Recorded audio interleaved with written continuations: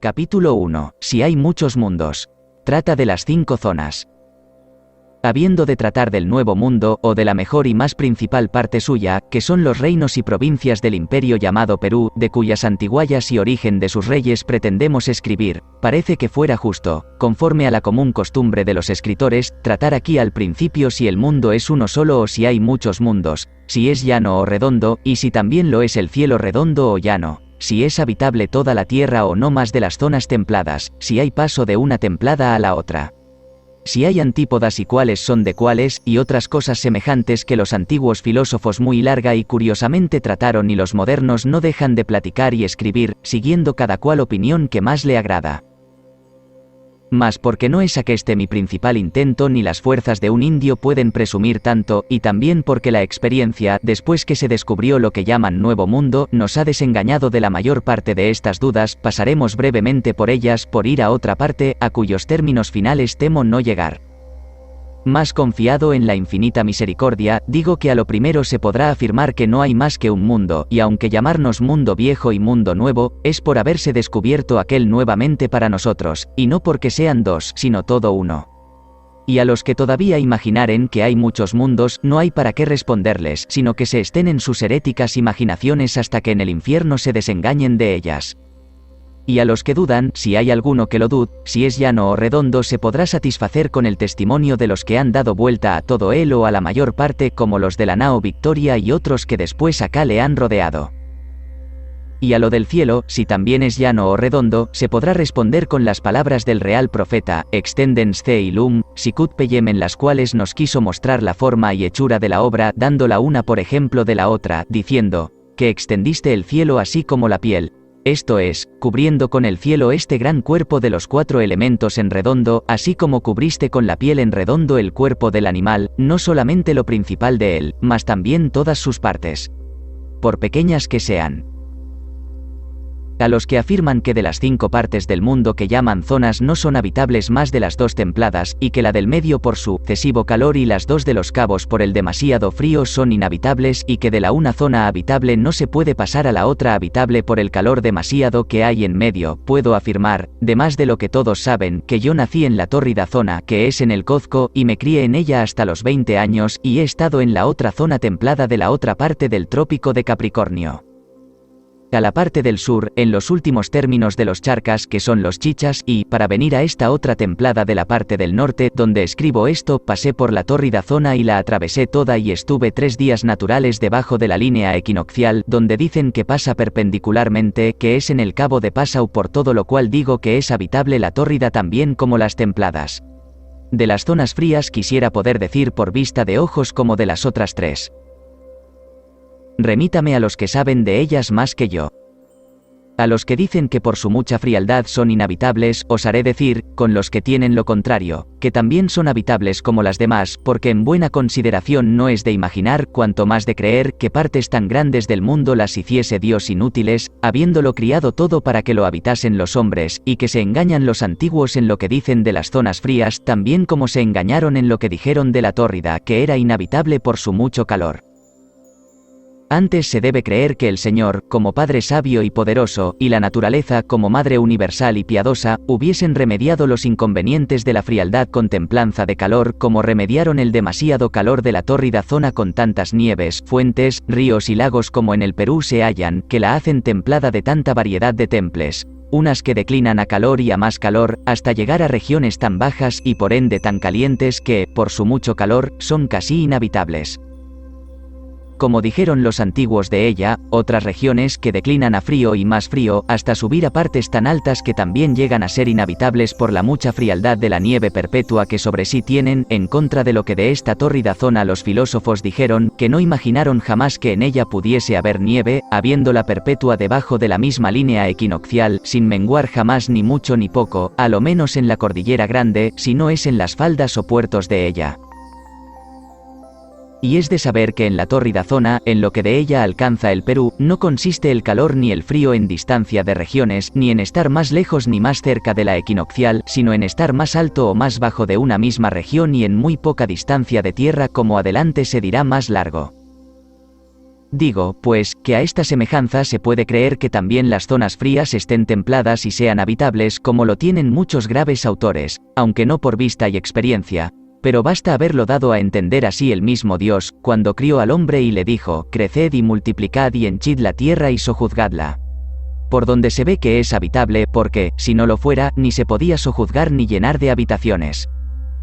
Yo espero en su omnipotencia que a su tiempo descubriera estos secretos como descubrió el nuevo mundo, para mayor confusión y afrenta de los atrevidos que con sus filosofías naturales y entendimientos humanos quieren tasar la potencia y la sabiduría de Dios, que no pueda hacer sus obras más de como ellos las imaginan, habiendo tanta disparidad del un saber al otro cuanta hay de lo finito a lo infinito. Etc. Capítulo 2. Si hay antípodas. A lo que se dice si hay antípodas o no, se podrá decir que, siendo el mundo redondo, como es notorio, cierto es que las hay. Empero tengo para mí que por no estar este mundo inferior descubierto del todo, no se puede saber de cierto cuáles provincias sean antípodas de cuáles, como algunos lo afirman, lo cual se podrá certificar más aína respecto del cielo que no de la tierra, como los polos el uno del otro y el oriente del poniente, donde quiera que lo es por la equinoccial. Por donde hayan pasado aquellas gentes tantas y de tan diversas lenguas y costumbres como las que en el Nuevo Mundo se han hallado, tampoco se sabe de cierto, porque si dicen por la mar, en navíos, nacen inconvenientes acerca de los animales que allá se hallan, sobre decir cómo o para qué los embarcaron, siendo algunos de ellos antes dañosos que provechosos. Pues decir que pudieron ir por tierra, también nacen otros inconvenientes mayores, como es decir que si llevaron los animales que allá tenían domésticos, ¿por qué no llevaron de los que acá quedaron, que se han llevado después, de, acá? Y si fue por no poder llevar tantos como no quedaron acá de los que llevaron. Y lo mismo se puede decir de las mieses, legumbres y frutas, tan diferentes de las de acá, que con razón le llamaron Nuevo Mundo, porque lo es en toda cosa, así en los animales mansos y bravos como en las comidas, como en los hombres, que generalmente son lampiños, sin barbas. Y porque en cosas tan inciertas es perdido el trabajo que se gasta en quererlas saber, las dejaré, porque tengo menos suficiencia que otro para inquirirlas. Solamente trataré del origen de los reyes incas y de la sucesión de ellos, sus conquistas, leyes y gobierno en paz y en guerra. Y antes que tratemos de ellos será bien digamos cómo se descubrió este nuevo mundo, y luego trataremos del Perú en particular. Capítulo 3. ¿Cómo se descubrió el nuevo mundo? Cerca del año de 1484, uno más o menos, un piloto natural de la villa de Huelva, en el condado de Niebla, llamado Alonso Sánchez de Huelva, tenía un navío pequeño, con el cual contrataba por la mar, y llevaba de España a las Canarias algunas mercaderías que allí se le vendían bien, y de las Canarias cargaba de los frutos de aquellas islas y las llevaba a la isla de la Madera y de allí se volvía a España cargado de azúcar y conservas. Andando en esta su triangular contratación, atravesando de las Canarias a la isla de la Madera, le dio un temporal tan recio y tempestuoso que, no pudiendo resistirle, se dejó llevar de la tormenta y corrió 28 o 29 días sin saber por dónde ni a dónde, porque en todo este tiempo no pudo tomar el altura por el sol ni por el norte. Padecieron los del navío grandísimo trabajo en la tormenta, porque ni les dejaba comer ni dormir. Al cabo de este largo tiempo se aplacó el viento y se hallaron cerca de una isla. No se sabe de cierto cuál fue, más de que se sospecha que fue la que ahora llaman Santo Domingo, y es de mucha consideración que el viento que con tanta violencia y tormenta llevó aquel navío no pudo ser otro sino el Solano, que llaman Leste, porque la isla de Santo Domingo está al poniente de las Canarias, el cual viento, en aquel viaje, antes aplaca las tormentas que las levanta. Mas el Señor Todopoderoso, cuando quiere hacer misericordias, saca las más misteriosas y necesarias de causas contrarias, como sacó el agua del pedernal y la vista del ciego del lodo que le puso en los ojos, para que notoriamente se muestren ser obras de la miseración y bondad divina, que también usó de esta su piedad para enviar su evangelio y luz verdadera a todo el nuevo mundo, que tanta necesidad tenía de ella, pues vivían, o, por mejor decir, perecían en las tinieblas de la gentilidad e idolatría tan bárbara y bestial como en el discurso de la historia veremos. El piloto saltó en tierra, tomó el altura y escribió por menudo todo lo que vio y lo que le sucedió por la mar a ida y a vuelta, y, habiendo tomado agua y leña, se volvió a tiento, sin saber el viaje tampoco a la venida como a la ida, por lo cual gastó más tiempo del que le convenía. Y por la dilación del camino les faltó el agua y el bastimento, de cuya causa, y por el mucho trabajo que a ida y venida habían padecido, empezaron a enfermar y morir de tal manera que de 17 hombres que salieron de España no llegaron a la tercera más de 5, y entre ellos el piloto Alonso Sánchez de Huelva. Fueron a parar a casa del famoso Cristóbal Colón, genovés, porque supieron que era gran piloto y cosmógrafo y que hacía cartas de marear, el cual los recibió con mucho amor y les hizo todo regalo por saber cosas acaecidas en tan extraño y largo naufragio como el que decían haber padecido. Y como llegaron tan descaecidos del trabajo pasado, por mucho que Cristóbal Colón les regaló no pudieron volver en sí y murieron todos en su casa, dejándole en herencia los trabajos que les causaron la muerte, los cuales aceptó el gran Colón con tanto ánimo y esfuerzo que, habiendo sufrido otros tan grandes y aún mayores, pues duraron más tiempo, salió con la empresa de dar el nuevo mundo y sus riquezas a España, como lo puso por blasón en sus armas diciendo: a Castilla y a León, nuevo mundo dio Colón. Quien quisiera ver las grandes hazañas de este varón, vea la Historia General de las Indias que Francisco López de Gómara escribió. Yo quise añadir esto poco que faltó de la relación de aquel antiguo historiador, que, como escribió lejos de donde acaecieron estas cosas y la relación se la daban yentes y vinientes, le dijeron muchas cosas de las que pasaron, pero imperfectas, y yo las oí en mi tierra a mi padre y a sus contemporáneos, que en aquellos tiempos la mayor y más ordinaria conversación que tenían era repetir las cosas más hazañosas y notables que en sus conquistas habían acaecido, donde contaban la que hemos dicho y otras que adelante diremos. Que, como alcanzaron a mucho de los primeros descubridores y conquistadores del Nuevo Mundo, hubieron de ellos la entera relación de semejantes cosas, y yo, como digo, las oí a mis mayores, aunque, como muchacho, con poca atención, que si entonces la tuviera pudiera ahora escribir otras muchas cosas de grande admiración, necesarias en esta historia. Diré las que hubiere guardado la memoria con dolor de las que ha perdido. El muy reverendo padre Joseph de Acosta toca también esta historia del descubrimiento del Nuevo Mundo con pena de no poderla dar entera, que también faltó a su paternidad parte de la relación en este paso como en otros más modernos, porque se habían acabado ya los conquistadores antiguos cuando su paternidad pasó a aquellas partes, sobre lo cual dice estas palabras, libro primero, capítulo 19. Habiendo mostrado que no lleva camino pensar que los primeros moradores de Indias hayan venido a ellas con navegación hecha para ese fin. Bien se sigue que si vinieron por mar haya sido acaso y por fuerza de tormentas el haber llegado a Indias, lo cual, por inmenso que sea el mar océano, no es cosa increíble.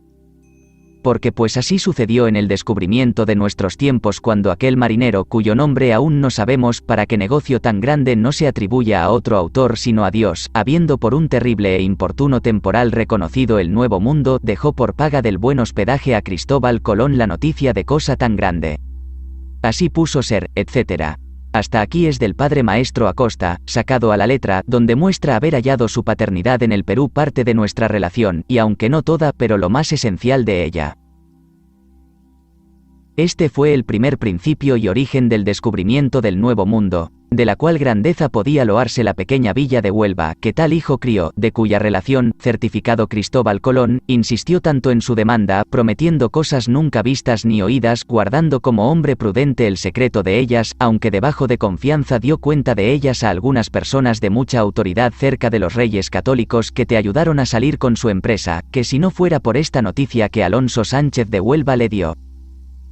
no pudiera de sola su imaginación de cosmografía prometer tanto y tan certificado como prometió ni salir tan presto con la empresa del descubrimiento, pues, según aquel autor, no tardó Colón más de 68 días en el viaje hasta la isla de Guanatianico, con detenerse algunos días en La Gomera a tomar refresco que, si no supiera por la relación de Alonso Sánchez qué rumbos había de tomar en un mar tan grande, era casi milagro haber ido allá en tan breve tiempo. Capítulo 4. La deducción del nombre Perú. Pues hemos de tratar del Perú, será bien digamos aquí cómo se dedujo este nombre, no lo teniendo los indios en su lenguaje. Para lo cual es de saber que, habiendo descubierto la mar del sur Vasco Núñez de Balboa, caballero natural de Jerez de Badajoz, año de 1513, que fue el primer español que la descubrió y vio, y habiéndole dado los reyes católicos título de adelantado de aquella mar con la conquista y gobierno de los reinos que por ella descubriese, en los pocos años que después de esta merced vivió, hasta que su propio suegro El gobernador Pedro Arias de Ávila, en lugar de muchas mercedes que había merecido y se le debían por sus hazañas, le cortó la cabeza. Tuvo este caballero cuidado de descubrir y saber qué tierra era y cómo se llamaba la que corre de Panamá adelante hacia el sur. Para este efecto hizo 3 o 4 navíos, los cuales, mientras él aderezaba las cosas necesarias para su descubrimiento y conquista, enviaba cada uno de por sí en diversos tiempos del año a descubrir aquella costa. Los navíos, habiendo hecho las diligencias que podían, volvían con la relación de muchas tierras que hay por aquella ribera. Un navío de estos subió más que los otros y pasó la línea equinoccial a la parte del sur, y cerca de ella, navegando costa a costa como se navegaba entonces por aquel viaje, vio un indio que a la boca de un río, de muchos que por toda aquella tierra entran en la mar, estaba pescando. Los españoles del navío, con todo el recato posible, echaron en tierra, lejos de donde el indio estaba, 4 españoles, grandes corredores y nadadores, para que no se les fuese por tierra ni por agua. Hecha esta diligencia, pasaron con el navío por delante del indio para que pusiese ojos en él y se descuidase de la celada que le dejaban armada. El indio, viendo en la mar una cosa tan extraña, nunca jamás vista en aquella costa, como era navegar un navío a todas velas, se admiró grandemente y quedó pasmado y abobado, imaginando qué pudiese ser aquello que en la mar veía delante de sí. Y tanto se embebeció y enajenó en este pensamiento que primero lo tuvieron abrazado los que le iban a prender que él los sintiese llegar, y así lo llevaron al navío con mucha fiesta y regocijo de todos ellos. Los españoles, habiéndole acariciado porque perdiese el miedo que de verlos con barbas y en diferente traje que el suyo había cobrado, le preguntaron por señas y por palabras qué tierra era aquella y cómo se llamaba. El indio, por los ademanes y meneas que con manos y rostro le hacían como a un mudo, entendía que le preguntaban, mas no entendía lo que le preguntaban, y a lo que entendió que era el preguntarle, respondió aprisa, antes que le hiciesen algún mal, y nombró su propio nombre, diciendo Berú, y añadió otro y dijo Pelú. Quiso decir, si me preguntáis cómo me llamo, yo me digo Berú, y si me preguntáis dónde estaba, digo que estaba en el río. Porque es de saber que el nombre Pelú en el lenguaje de aquella provincia es nombre apelativo y significa río en común, como luego veremos en un autor grave. A otra semejante pregunta respondió el indio de nuestra historia de la Florida con el nombre de su amo, diciendo Brezos y Bredos, libro 6, capítulo 15, donde yo había puesto este paso a propósito del otro. De allí lo quité por ponerlo ahora en su lugar. Los cristianos entendieron conforme a su deseo, imaginando que el indio les había entendido y respondido a propósito, como si él y ellos hubieran hablado en castellano, y desde aquel tiempo, que fue el año de 1515 o 16, llamaron Perú aquel riquísimo y grande imperio, corrompiendo ambos nombres como corrompen los españoles casi todos los vocablos que toman del lenguaje de los indios de aquella tierra, porque si tomaron el nombre del indio, Berú, trocaron la B por la P. Y si el nombre Pelú, que significa río, trocaron la L por la R, y de la una manera o de la otra dijeron Perú. Otros, que presumen de más repulidos y son los más modernos, corrompen das letras y en sus historias dicen Pirú. Los historiadores más antiguos, como son Pedro de Cieza de León y el contador Agustín de Zárate y Francisco López de Gómara y Diego Fernández, natural de Palencia, y aun el muy reverendo padre Fray Jerónimo Román, con ser de los modernos, todos le llaman Perú y no Pirú. Y como aquel paraje donde esto sucedió acertase a ser término de la tierra que los reyes incas tenían por aquella parte conquistada y sujeta a su imperio, llamaron después Perú a todo lo que hay desde allí, que es el paraje de Quito hasta los Charcas, que fue lo más principal que ellos señorearon, y son más de 700 leguas de largo, aunque su imperio pasaba hasta Chile, que son otras 500 leguas más adelante, y es otro muy rico y fertilísimo reino. Capítulo 5. Autoridades en confirmación del nombre Perú. Este es el principio y origen del nombre Perú, tan famoso en el mundo, y con razón famoso, pues a todo él ha llenado de oro y plata, de perlas y piedras preciosas. Y por haber sido así impuesto acaso, los indios naturales del Perú, aunque ha 72 años que se conquistó, no toman este nombre en la boca, como nombre nunca por ellos impuesto, y aunque por la comunicación de los españoles entienden ya lo que quiere decir, ellos no usan de él porque en su lenguaje no tuvieron nombre genérico para nombrar en junto los reinos y provincias que sus reyes naturales señorearon, como decir España, Italia o Francia, que contiene, en sí muchas provincias. Supieron nombrar cada provincia por su propio nombre, como se verá largamente en el discurso de la historia, empero nombre propio que signifiquéis todo el reino junto no lo tuvieron, llamabanle Tahuantinsuyu, que quiere decir, las 4 partes del mundo. El nombre Perú, como se ha visto, fue nombre propio de un indio y es nombre de los que usaban entre los indios yungas de los llanos y costa de la mar, y no en los de la sierra ni del general lenguaje, que, como en España hay nombres y apellidos que ellos mismos dicen de qué provincias son, así los había entre los indios del Perú. Que haya sido nombre impuesto por los españoles y que no lo tenían los indios en su lenguaje común, lo da a entender Pedro de Cieza de León en 3 partes.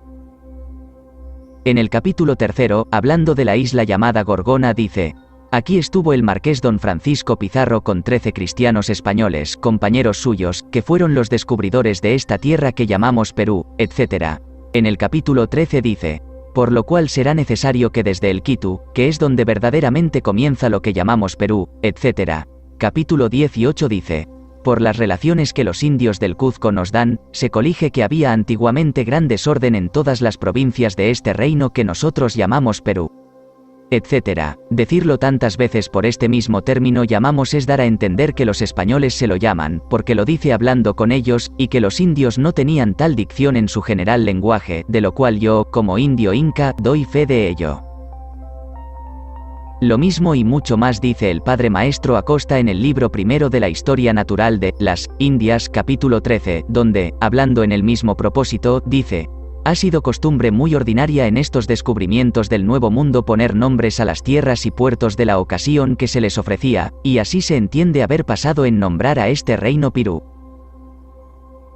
Acá es opinión que de un río en que a los principios dieron los españoles, llamado por los naturales Pirú, intitularon toda esta tierra Perú, y es argumento de esto que los indios naturales del Pirú ni usan ni saben tal nombre de su tierra, etc. Bastará la autoridad de tal varón para confundir las novedades que después acá se han inventado sobre este nombre, que adelante tocaremos algunas.